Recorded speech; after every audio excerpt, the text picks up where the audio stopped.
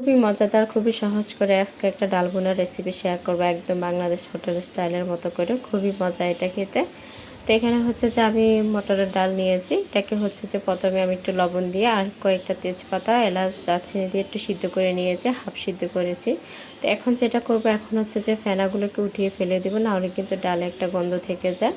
তো আমি হচ্ছে ফেনাগুলো উঠিয়ে ফেলে দিলাম। এখানে হলুদ, মরিচ দিয়ে দিয়েছি, হাফ চামচ মতো হবে।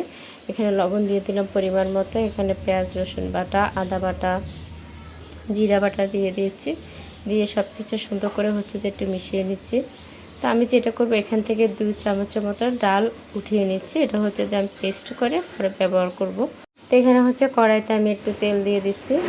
তেল দিয়ে দিলাম। তো এখানে হচ্ছে যে রসুন কুচি দিয়েছি, রসুনগুলোকে হালকা একটু নাড়াচাড়া করে দিচ্ছি। এখানে হচ্ছে পেঁয়াজ কুচি দিচ্ছি, 1 মুঠোর মতো হবে। তো এখানে একটু নাড়াচাড়া করে দিলাম। তো এখানে হচ্ছে 2টো তেজপাতা দিয়ে দিয়েছি। তো এখানে 3টা শুকনো মরিচ দিলাম। তো প্রথমে আমি যেটা দিয়েছি, মরিচ গুঁড়াটা আগে দিয়েছি যাতে কালারটা সুন্দর আসে। তারপরে দিয়ে দিলাম হলুদ গুঁড়া, ধনিয়া গুঁড়া। তারপরে এখানে দিয়ে দিলাম হচ্ছে আদা বাটা। তারপরে দিব পেঁয়াজ, রসুন বাটা একসাথে আমি দিয়েছি। তো এখানে জিরা বাটা দিয়ে দিলাম। দিয়ে সুন্দর করে সব কিছু হচ্ছে যে একটু কষায় নিচ্ছি।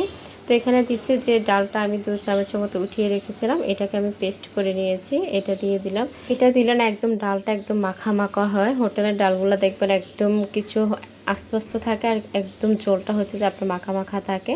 এটা দেওয়ার কারণে তো এখানে হচ্ছে যে এটা কষিয়ে, তো এখানে হচ্ছে ডালটাকে আমি দিয়ে দিলাম।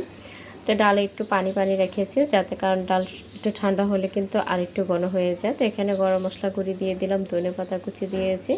তো এখানে হচ্ছে যে একটু বেশি করে ধনেপাতা দিয়েছি। তো আলতো হাতে সব কিছু হচ্ছে যে আমি একটু মিশিয়ে নিচ্ছি। তো আমি হচ্ছে এ পর্যায়ে চুলাটা অফ করে দিব। তো আমার রান্না কিন্তু এখানে শেষ।